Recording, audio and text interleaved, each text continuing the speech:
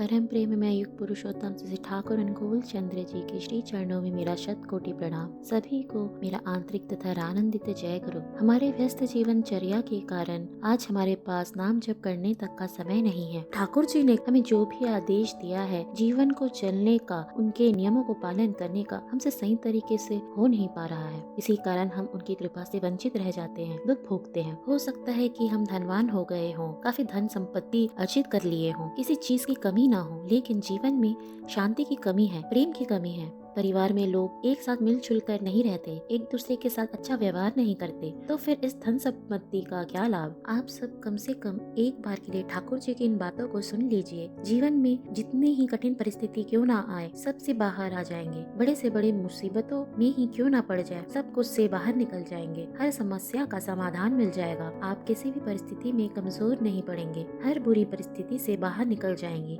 जीवन के युद्ध में विजय प्राप्त करेंगे। श्री ठाकुर जी ने कहा है, जितनी भी परेशानी आए, समस्या आए, कमजोर नहीं पड़ना। दयाल ठाकुर हर पल तुम्हारे साथ है। जैसे एक नाव को नदी के किसी किनारे एक खूंटे से बांधा जाता है ताकि जब पानी में उथल पुथल हो तो वह नाव कहीं बह ना जाए, उसी प्रकार इस संसार रूपी नदी में हमें उस नाव की तरह जीवन में चल रहे उथल पुथल में ठाकुर जी से खुद को बांध लेना है। जैसे नाव की रक्षा वह खूंटी करता है, उसी प्रकार ठाकुर जी भी हमारी रक्षा करते हैं। इस भव सागर में हमें बह जाने से, डूब जाने से आवश्यकता है तो केवल मजबूती से इस खूंटा से खुद को बांधना। ठाकुर जी के साथ खुद को बांधना और ठाकुर जी से खुद को बांधना हो तो हमें उनके बताए यजन याजन इष्ट विधि सस्तेनी सदाचार नाम ध्यान का पालन करना होगा। एक बार एक दादा ठाकुर जी से कहते हैं, मेरा किसी भी चीज में मन नहीं लगता, मन उदास रहता है। परिवार की चिंता, आर्थिक चिंता, शारीरिक बीमारियां, बहुत से कारण से मन में शांति नहीं है, मन बहुत दुखी है। तब ठाकुर जी ने कहा, यह सब कोई बात ही नहीं है। तुम स्वस्थ हो, हमेशा आनंद में रहो, हंसो गाओ, घूमो फिरो, दूसरे को खुश रखने की कोशिश करो। नाम जप करने से ही मन अच्छा हो जाता है, इसके जैसा कोई औषधि ही नहीं है। बीमारी की चिंता, दूसरी बातों की चिंता करने की कोई आवश्यकता नहीं। तुम्हारे पास उन सब बातों की चिंता करने का समय ही नहीं है। तुम्हें तो तुम्हारे इष्ट देव की विश्व प्रतिष्ठा के लिए खुद को समर्पित तथा लीन करना होगा। इष्ट प्रतिष्ठा के कार्य में डूबे रहना होगा। कोई भी बहाना,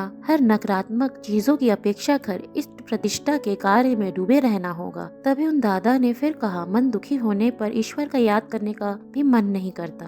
तब ठाकुर जी ने उत्तर दिया, याद नहीं करते हो, उन्हें नहीं बुलाते हो, इसीलिए तो दुखी रहते हो। मन की बात ना सुनकर गुरु की बात सुननी चाहिए। हमारी परिस्थितियाँ चाहे अच्छी हो चाहे बुरी हो, नाम जप करते रहना चाहिए। नाम जप करने से सब अपने आप ठीक हो जाता है। दूसरों का भला करो, दूसरों को आनंद देने का प्रयास करो, दूसरों को इष्टमुखी करने का प्रयास करो, इष्ट प्रतिष्ठा के कार्य में लगे रहो। जितना हम इष्टमुखी होकर चलेंगे उतना ही हम आनंद में रहेंगे। सारे दुख, कष्ट, बीमारियां, चिंता आदि सब दूर हो जाएंगे। ठाकुर जी की बातों को सुनकर उक्त दादा ने कहा, आपकी बातों को सुनकर मन का जोर बढ़ा है, मन का अंधेरा दूर हो गया है। ठाकुर जी ने फिर कहा, मन को हम जिस किनारे बांधेंगे मन वही घूमता रहता है। दुख के किनारे बांधेंगे तो मन दुखी हो जाएगा, नकारात्मक, नीरस हो पड़ेगा, इसका कोई फायदा भी नहीं है। अपितु सुख के किनारे बांधे तो मन आनंदित तथा आशावादी बनेगा। घनघोर अंधेरे में भी वह रोशनी ढूंढ लेता है। परम पिता के बताए आदेशों का पालन करने की कोशिश करे, उनकी इच्छा को अपनी इच्छा बनाए, यजन याजन इष्ट वृत्ति का प्रतिदिन पालन करे, सब दुख चिंता त्याग दे, अपने आप को उन्हें समर्पित कर दे। वही आपको इस माया जगत के भवसागर को पार कराने वाले हैं। सब कुछ अपना उनको सौंप दे, सब कुछ उन पर समर्पित कर दे। जब भी समय मिले ठाकुर जी के महामंत्र का जाप कीजिए। दीक्षा लेते समय जो महामंत्र आपको मिला था उसका जप करते रहे, इसे निरंतर मन में जप करते रहे। यह महामंत्र है तथा इसके जप से जीवन की बड़ी से बड़ी परिस्थिति से भी आप सरलता से बाहर आ जाएंगे। किसी भी समस्या में, किसी भी स्थिति में आप कमजोर नहीं पड़ेंगे। आप जीवन में सफलता प्राप्त करेंगे, परम शांति का अनुभव करेंगे। तभी सभी इष्ट प्राण दादाओं व माताओं कम से कम एक बार तो अवश्य इस महामंत्र का जाप करें। अंत में मैं सभी की मंगल कामना उनके श्री चरणों में करती हूँ। सभी स्वस्थ रहे, खुश रहे। परम पिता आप सबका मंगल करे। जय गुरु।